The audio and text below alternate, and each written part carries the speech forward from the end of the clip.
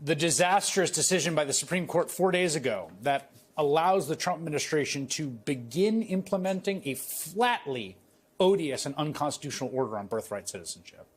Well, today, the administration announced it will begin deporting people subject to that order as soon as July 27th. It's madness, but it is madness with a method, which is to deconstruct the foundational concept of what it is to be an American, a concept created in this country's second founding by the 14th Amendment and the victory of the Union, the Civil War, a belief that we are all Americans across all lines of difference, from race to religion to creed. They hate that. They're trying to destroy it. Sherilyn Ifill is the founding director of the 14th Amendment Center for Law and Democracy at Howard University. She was previously president and director counsel for the NAACP Legal Defense Fund. She has a new piece out this week titled A Court Without the Range, the Reconstruction Court 2.0, and she joins me now. Sherilyn, we are seeing a sustained attack on some of the foundational ideas of the Reconstruction Amendments. None more foundational, I think, than this question of who belongs and who's a citizen. What do you make of what we are seeing now that the Supreme Court has paved the way to begin some kind of patchwork implementation of this executive order? Thanks so much, Chris. This is a danger of the highest order, a danger to our republic as we know it. The conservatives on this court and conservatives in general have long pushed back against the promise and the power of the 14th Amendment to our Constitution, which was ratified in 1868 after the Civil War. The purpose of the 14th Amendment was to ensure that black people, formerly enslaved and free, would be full citizens, but also was to reset our country and to center the principles of equality and justice in our country. And that's the project that they are pushing back against. They have decided to go for that first sentence of the 14th Amendment: all persons born or naturalized in the United States and subject to the jurisdiction thereof are citizens of the United States and of the state in which they reside, what we call birthright citizenship. Except it's very explicit. It's very explicit language in the Constitution. You can't pretend you don't know what they mean, anyone born here. And the framers of that amendment were very well aware that it would mean that the children of migrants, the children of non-citizen workers who were born here, would also be citizens. Nevertheless, over the course of the last 15 years, we have heard many Republicans talk about ending birthright citizenship.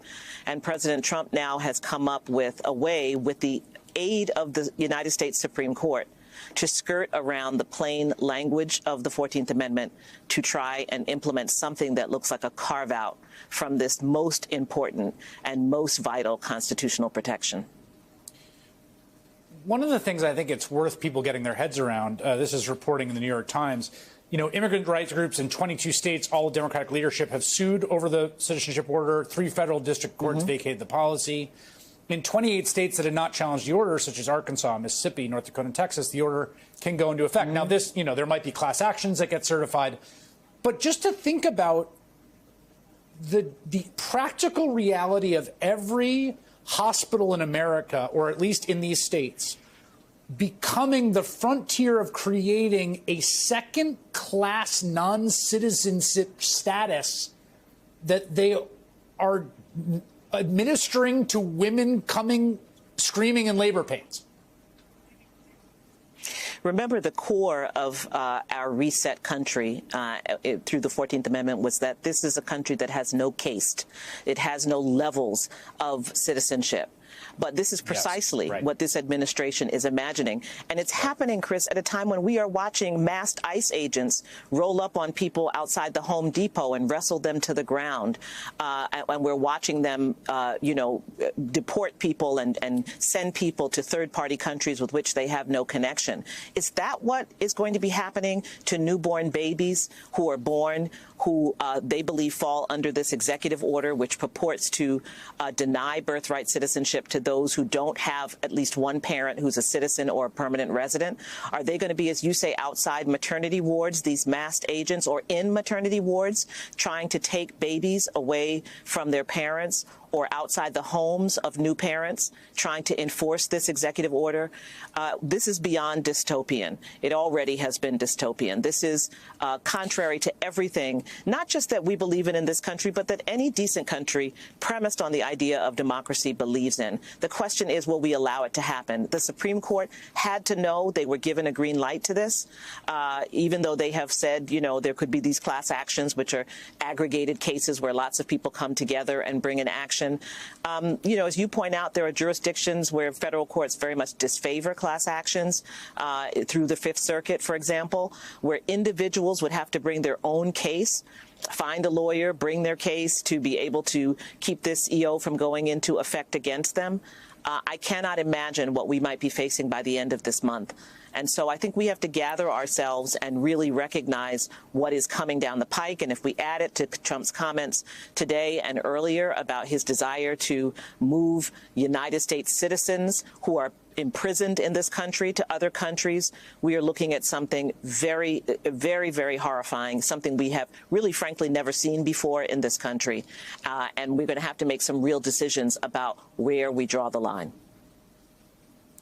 The president today musing, in case anyone thought this was really about citizenship or immigration, musing today openly that actually there's people born here who are citizens that we should do the same thing to deport them, move them out of the country, render them to third-party prisons. I mean, it seems to me that like this, there is no sacrosanct line here to defend in their view. It is, we are what you are, and you have whatever rights we say you have.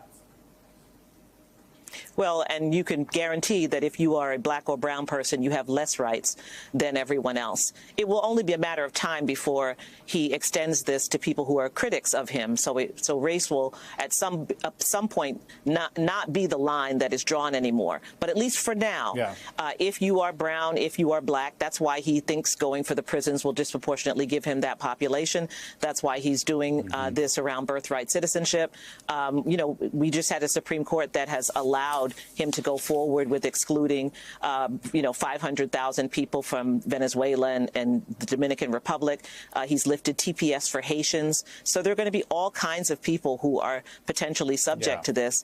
But it's only a matter of time before it gets around to you are not a citizen if you criticize this government. So this is what we feared. It is happening.